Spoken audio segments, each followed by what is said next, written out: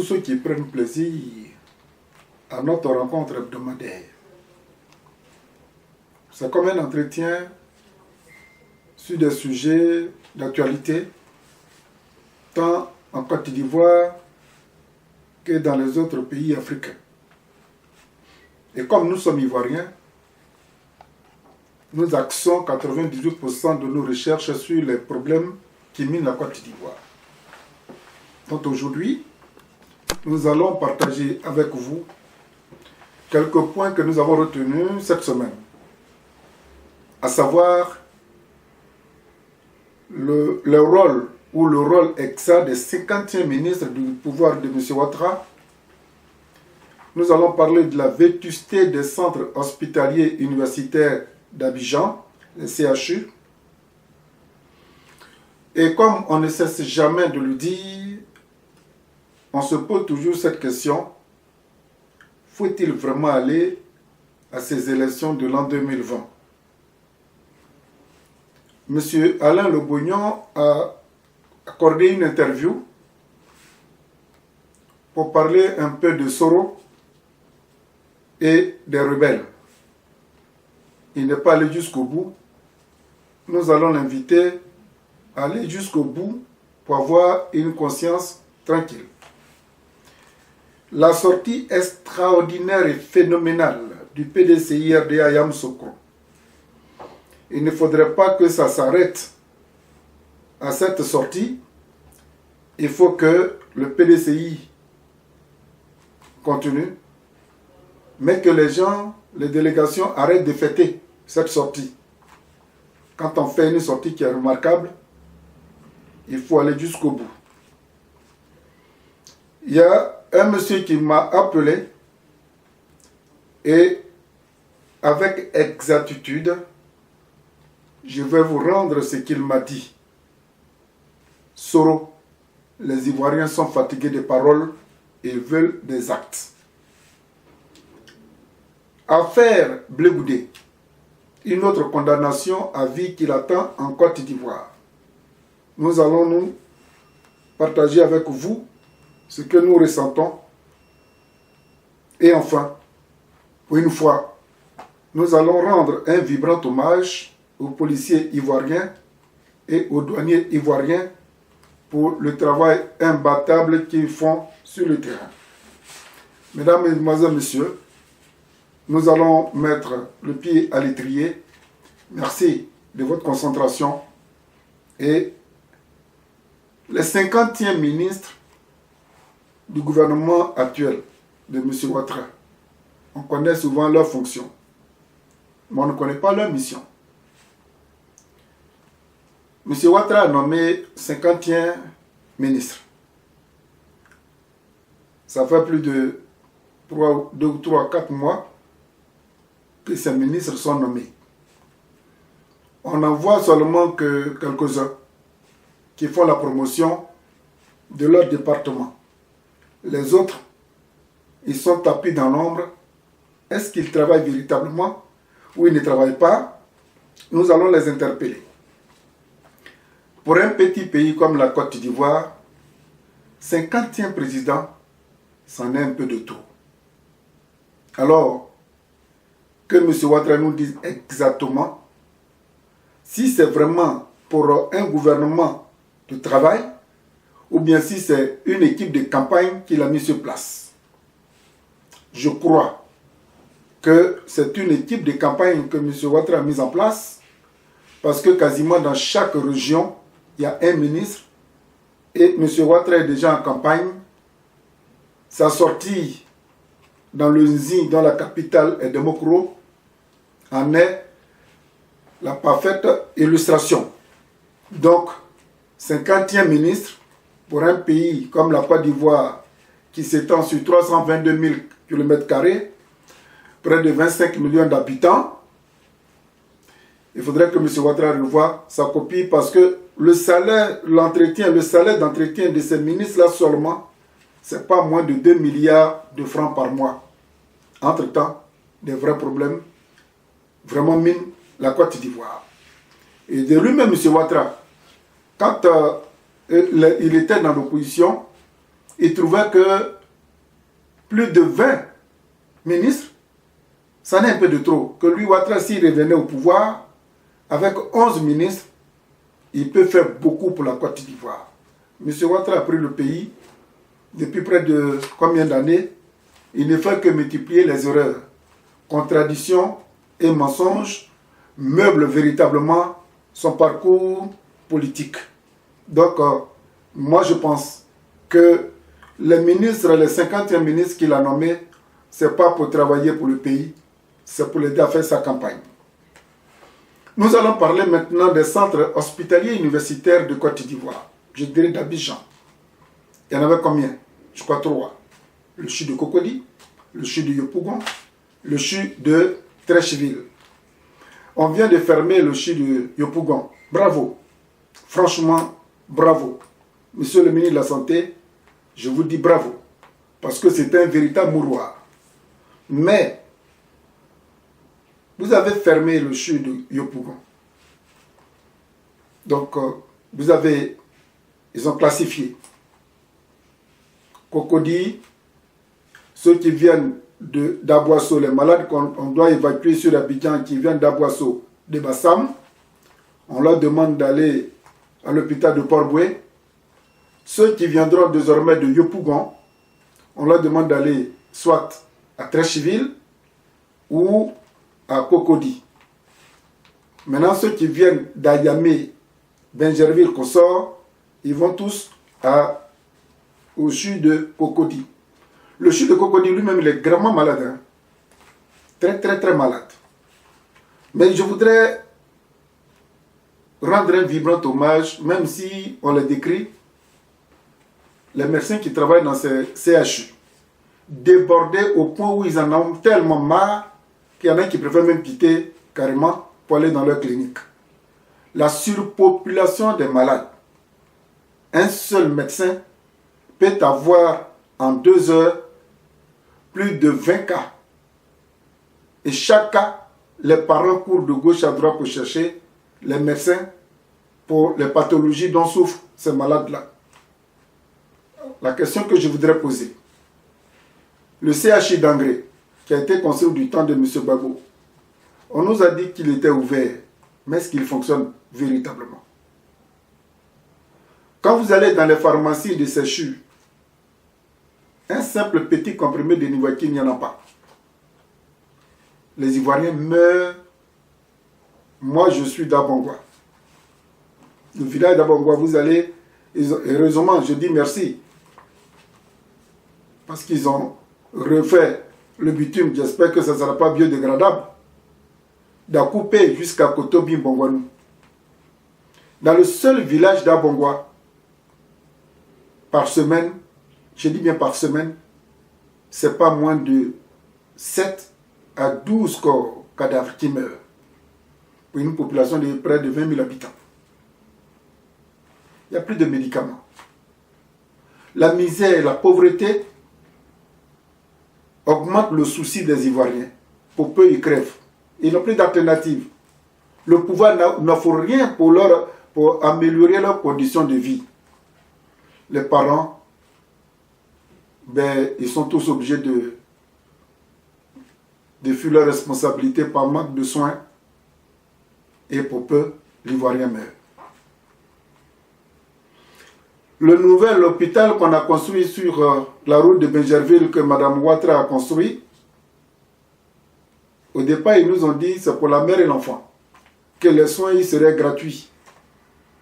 Mais tous ceux qui reviennent de là-bas me disent, si vous n'avez pas moins de 200 000 à 300 000, 400 000 francs CFA, ce n'est pas la peine, c'est un hôpital de luxe pour la mère et l'enfant.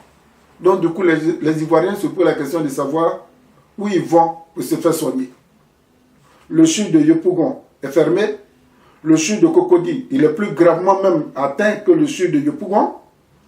Le CHU de Treichville, paraît-il même que la maternité ne fonctionne pas. La santé doit vraiment préoccuper le pouvoir en Côte d'Ivoire. Je suis heureux parce que celui à qui on a confié le département ministériel de la santé, c'est un homme de la santé, M. Akaole. M. Akaole, la santé est dans votre main. Faites en sorte que les Ivoiriens ne meurent pas. Parce qu'aujourd'hui, en Côte d'Ivoire, le taux, ça dit que l'espérance de vie, je crois, est de 42 ans ou 43 ans. Pourquoi? Parce que pour peu, l'Ivoirien meurt. Je salue au passage un ami, M. Kéké Joël, qui a eu sa nièce 30 ans. M. Kéké est rentré à Abidjan et c'est sa nièce qui lui donne à manger à 30 ans. Elle est tombée malade. Ce n'est pas qu'il n'a pas les moyens. D'hôpital en hôpital, de chu en chu, la pauvre, elle a rendu l'âme. Je voudrais présenter mes condoléances les plus attristées à mon homonyme Joël Kéké. Alors, nous allons parler encore des élections en Côte d'Ivoire. Faut-il y aller? Je dis non. Non.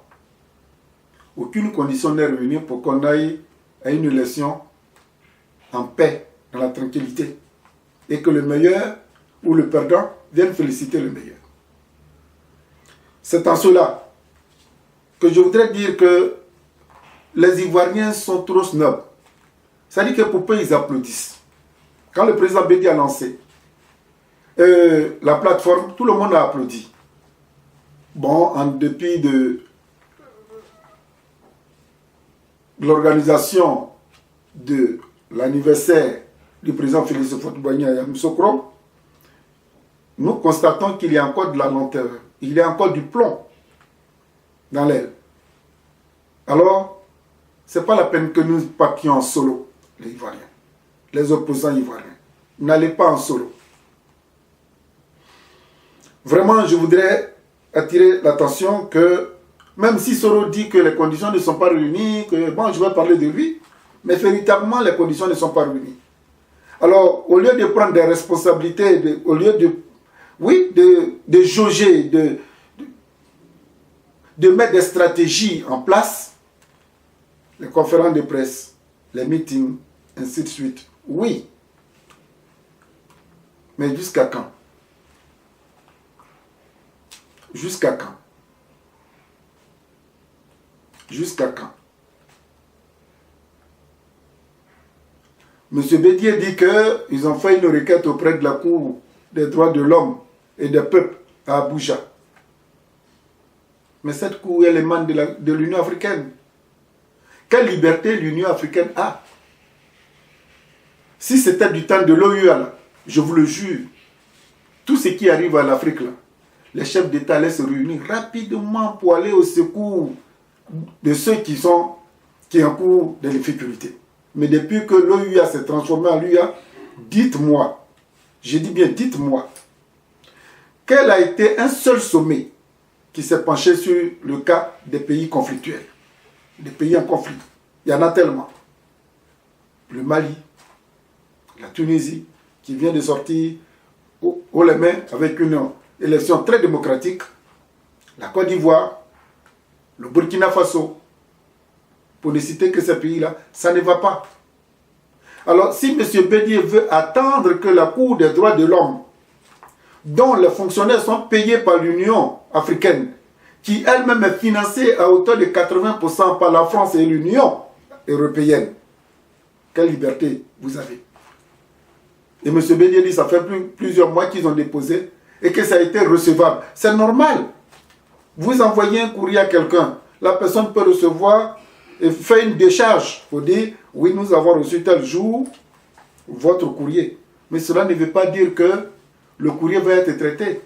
Et vous pensez que l'Union africaine, la CEI qui a été validée par l'Union africaine, la première institution qui a validé la CEI de M. Ouattara, c'est bien M. Mamadou, qui est le président de l'Union africaine. L'Union européenne vient de valider à son tour cette CEI. Qu'est-ce que vous attendez de la Cour des droits de l'homme et des peuples d'Abuja? Vous attendez quoi? Les fonctionnaires sont payés par ceux-là.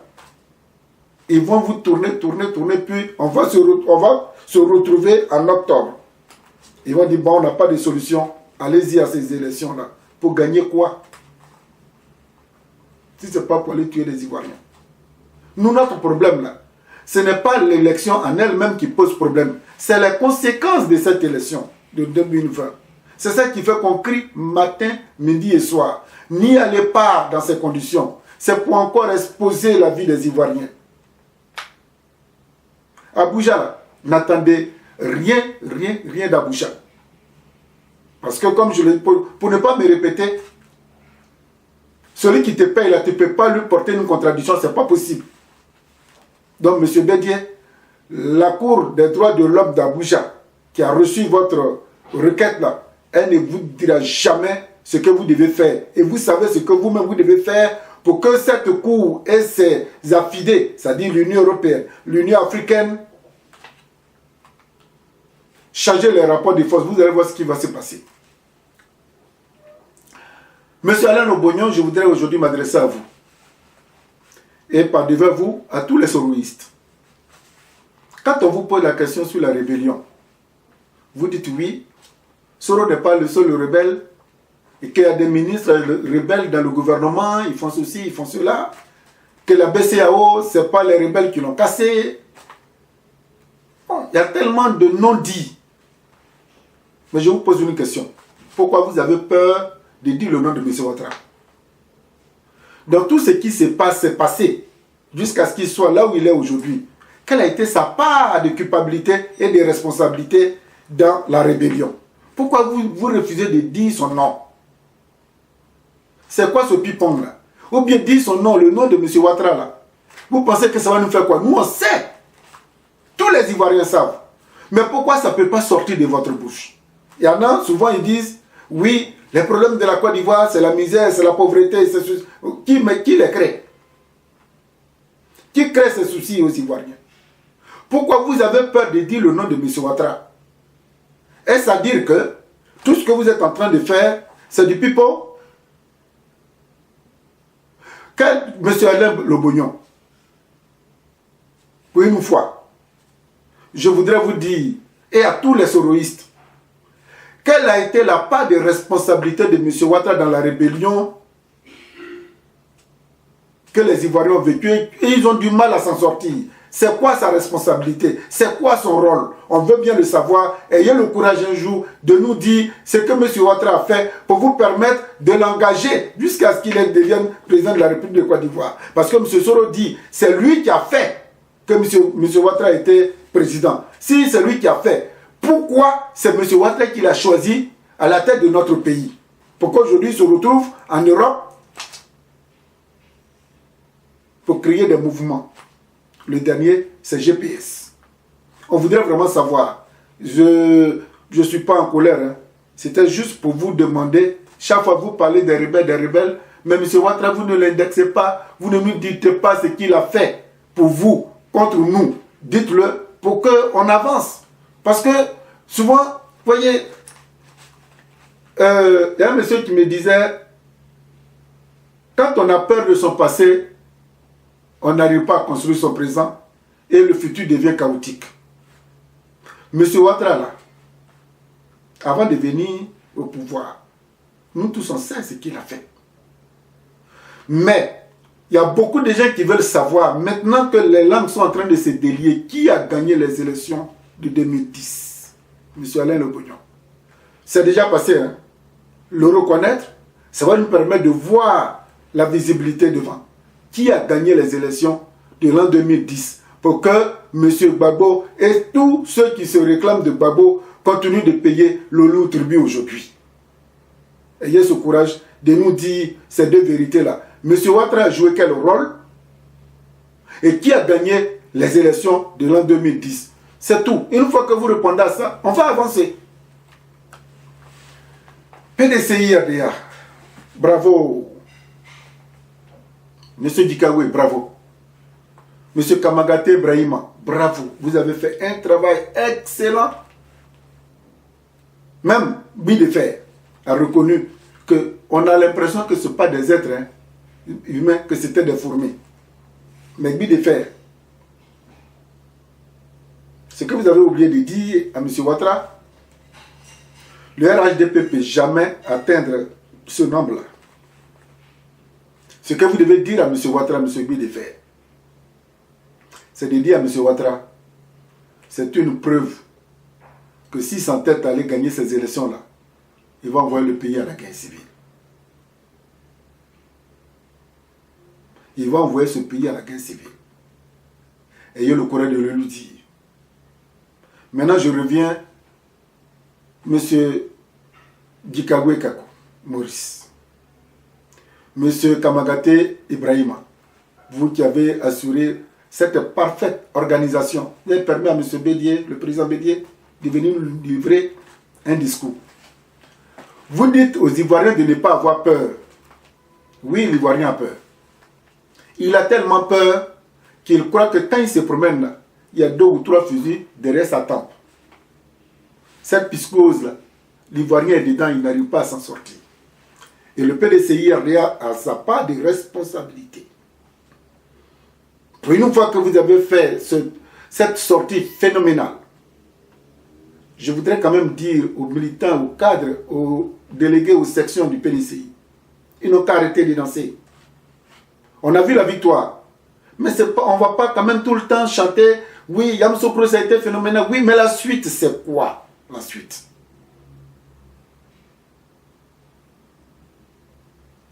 Il y a des délégations qui veulent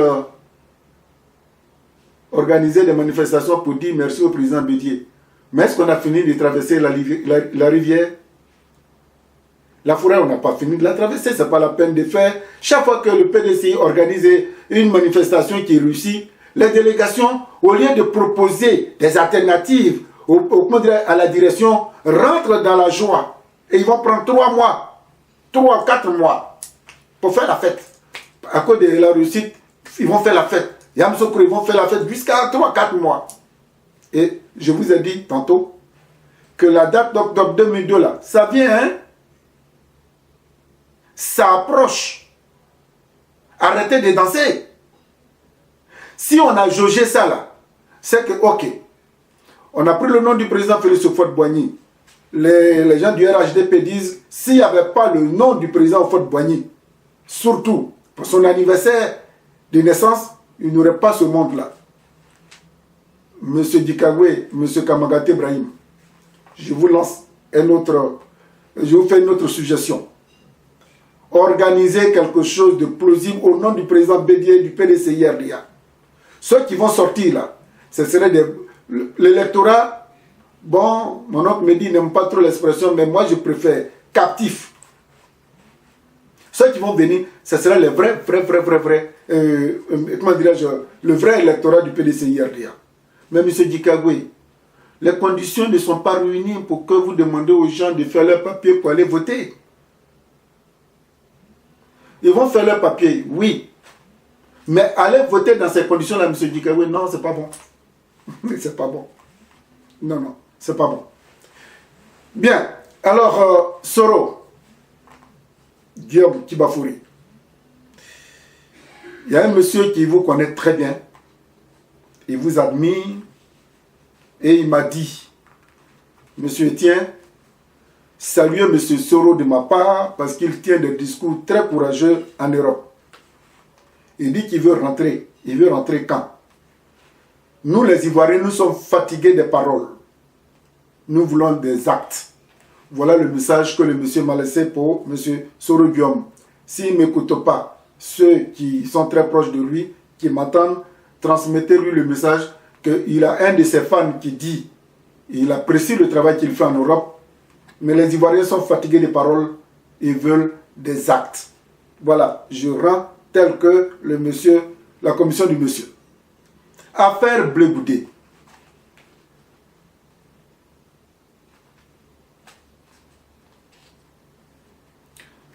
C'est quoi Blé Goudé a fait quoi à M. Ouattara? Blé Goudé dit qu'il est disposé à aller à une réconciliation.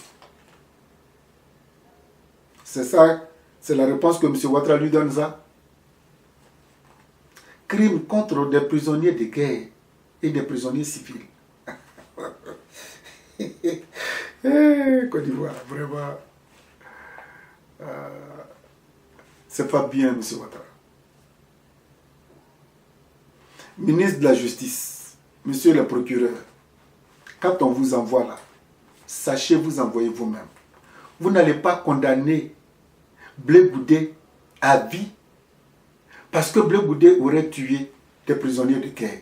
Ces prisonniers, ils étaient où? Dans quelle prison ces prisonniers étaient pour que Blé Goudé aille les tuer? Il en a tué combien? C'est lui-même qui a tué. Il a mandaté des gens pour tuer. Et c'est dans quelle prison? Et combien de prisonniers? Entre-temps, M. Ouattara, je voudrais vous rafraîchir la mémoire. Des vidéos circulent. Lorsque vous avez envoyé les rebelles, c'est plutôt eux qui ont tué des Ivoiriens, les gendarmes à Boaké. Un matin, ils ont tué près de 3000 gendarmes, leur famille. C'est Blé qui était encore là-bas?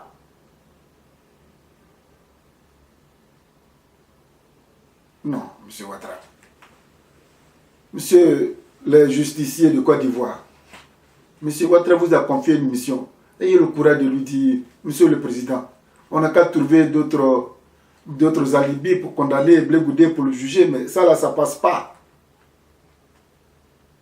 Tout ce que vous êtes en train de dire là, la CPI qui est l'organe suprême de toutes les prisons africaines vient d'annuler. Ça dit que Blé Goudé a quitté.